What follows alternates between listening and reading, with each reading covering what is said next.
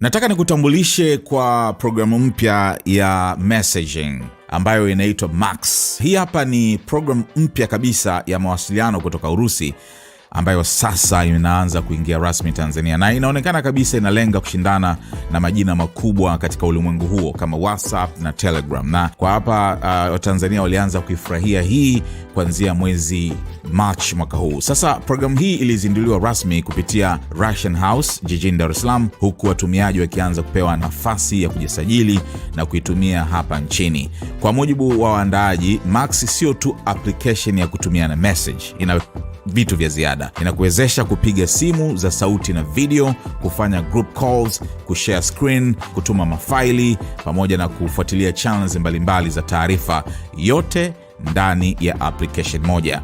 Kinachovutia zaidi kuhusiana na Max ni kwamba inafanya kazi vizuri hata kwenye maeneo ambayo yana mtandao dhaifu. Unajua, ukienda baadhi ya maeneo unakutana na internet iko slow kidogo. Sasa Max inapiga mzigo kama kawaida. Kingine ni kwamba walioitengeneza wametumia teknolojia maalum ambayo inasaidia kupunguza kelele kwenye simu, kuboresha clarity ya sauti na hata kurejesha mawasiliano pale mtandao unapokatika kidogo. Kwa sasa Max ina zaidi ya watumiaji milioni 110 duniani. Kwa hiyo it's a big deal tayari, huku zaidi ya milioni 7 wakiwa nje ya Urusi. Kila siku zaidi ya watu milioni 80 wanaitumia Max, yani wako active. Sasa akizungumza kwenye uzinduzi huo, Boniface Asenga kutoka Russian House alisema kuwa Max imekusanya huduma zote muhimu za mawasiliano kwenye jukwaa moja rahisi kutumia. Na jambo jingine sasa la tofauti ni uwepo wa AI assistant ambaye anaitwa GigaChat. Sasa huyu ana uwezo wa kutafsiri message, kubadili sauti kwenye maandishi na kusaidia kutengeneza maudhui mbalimbali. Unajua, kwenye transcription, kutranscribe sauti ni moja kati ya kitu muhimu sana. Yani sauti unatranscribe inakuwa kwenye maandishi na kusaidia labda kwa watu wanaotengeneza maudhui, kama unataka kuandika caption kutoka kwenye mtu ambaye ameongea kwa sauti.